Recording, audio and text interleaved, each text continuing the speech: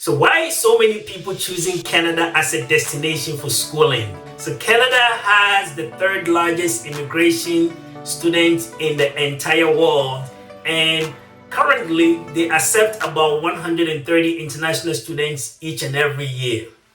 If you look at the statistics, there are three main countries that are ahead of the pack when it comes to international education. Number one is the United States, which accepts over 1 million students. And then the second one is the UK, United Kingdom. And then the third one, guess what? Is Canada. Hello, everyone. And once again, welcome to the channel. It's your boy KB. If you haven't subscribed, please subscribe to let the channel grow. Today, we have a very special topic, and we're going to be talking about Immigration Canada.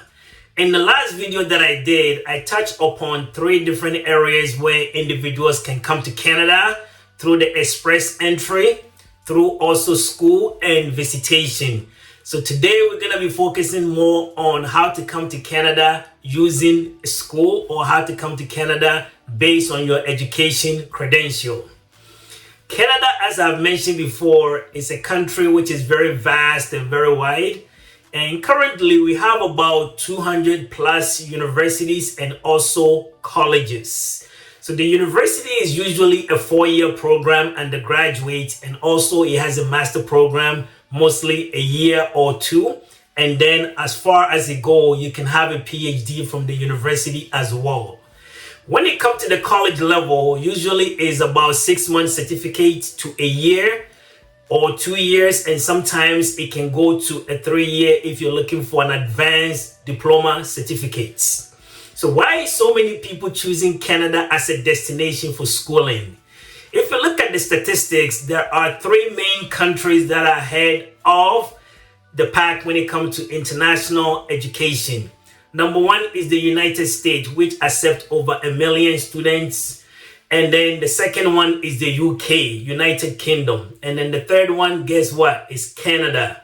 So Canada has the third largest immigration students in the entire world. And currently they accept about 130 international students each and every year.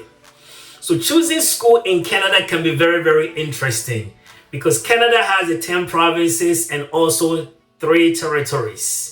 And as an individual, depending which program that you are wanted to pick or which institution that you want to go, there are several factors that you need to consider before applying for school in Canada. Number one is the reputation of the institution. So for example, if you take a school like University of Toronto, for example, which is UFT, it has a very reputable rank among the world top schools. But also it comes with a big pocket, meaning that if you choose that particular school, then you have to have a big pocket to pay for the tuition. For example, also, if you choose a school like Memorial University in Newfoundland, based on that particular location, your accommodation and your school fees or tuition might be a little bit less compared to other universities that are in Ontario or British Columbia. So as an individual, if you're looking for a school to choose in Canada, whether it's a college or university, the first thing that you gotta access is the stability and also the pedigree of that individual school. But once you find out the pedigree of the individual school, the question that you gotta ask yourself is that, how is the tuition amount?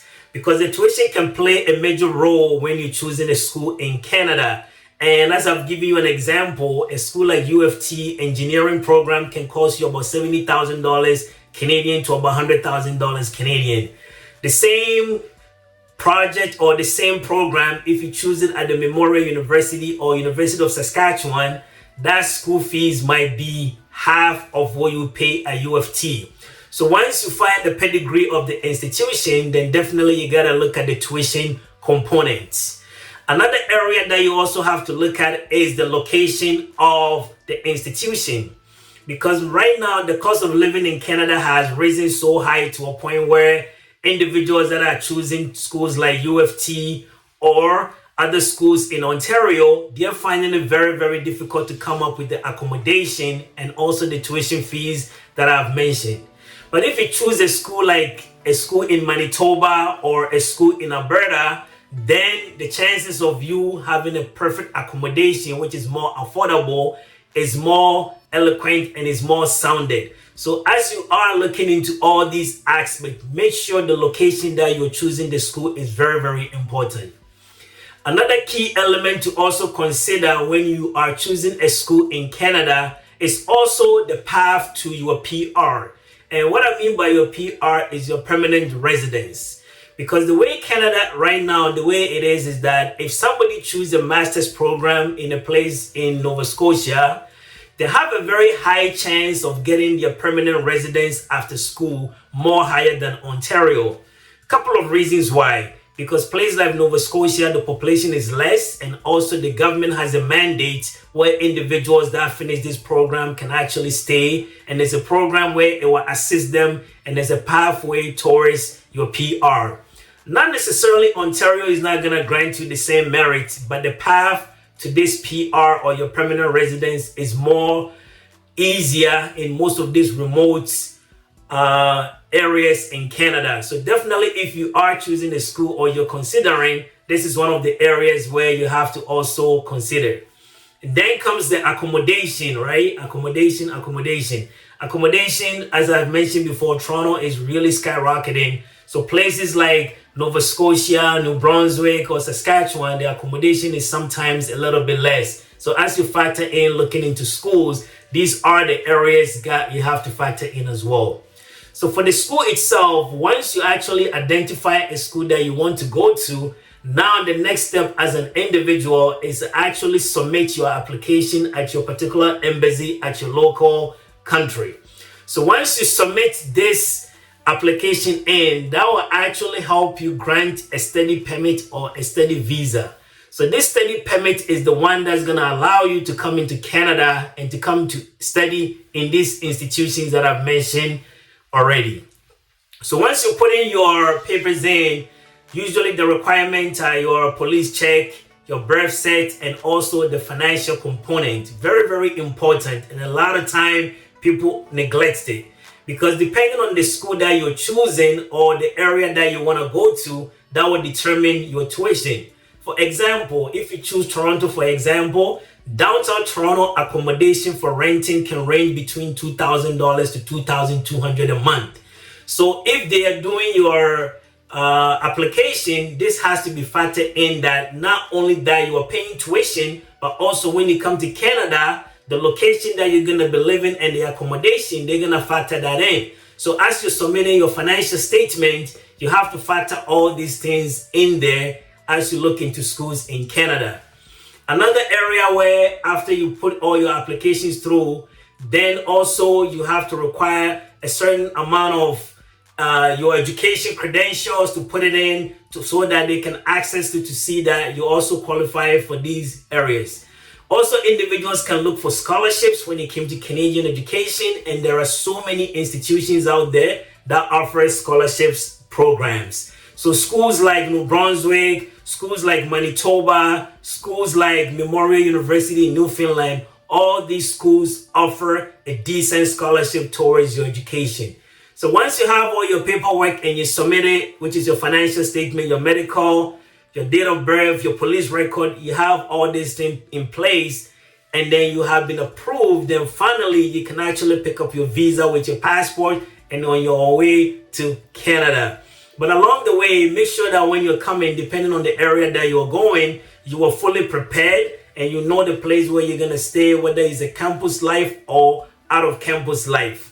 So individuals willing to come to Canada in 2023, 2024, 2025, there's a lot of benefit in coming to school in Canada. For example, individuals going to school in Canada can also work full-time. As of 2023, the government has mandated where you can actually work full-time, where you can support your schooling.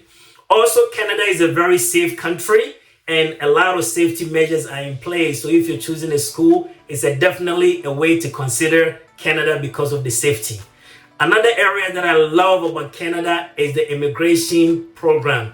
And the government currently have a program, I've talked about it a little bit briefly, that once you finish your master's, your PhD, you can stay in the country as much as 3 years to actually work. So while you are working within the first 2-3 years, you can actually put an application in to become a Canadian resident, get your PR. So that's also another pathway individuals can become a permanent resident in Canada. And this is one of the most attractive packages which attract international students to come to Canada. So there are several incentives in coming to Canada, whether it's an undergraduate, master's or PhD, or even a diploma 1-year course. And some of these things are a major factor when you're deciding school. So there's plenty of schools, over 200 schools in Canada. But if you're looking into coming to Canada to study, these are the areas that you have to take a look at, which is the pedigree of the institution, also the location,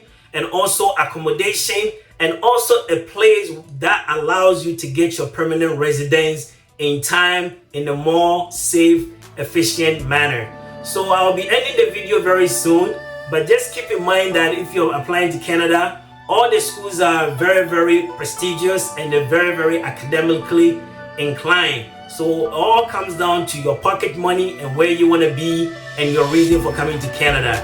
So I hope this video inspires you and I hope you enjoy it. So thank you and have a nice day.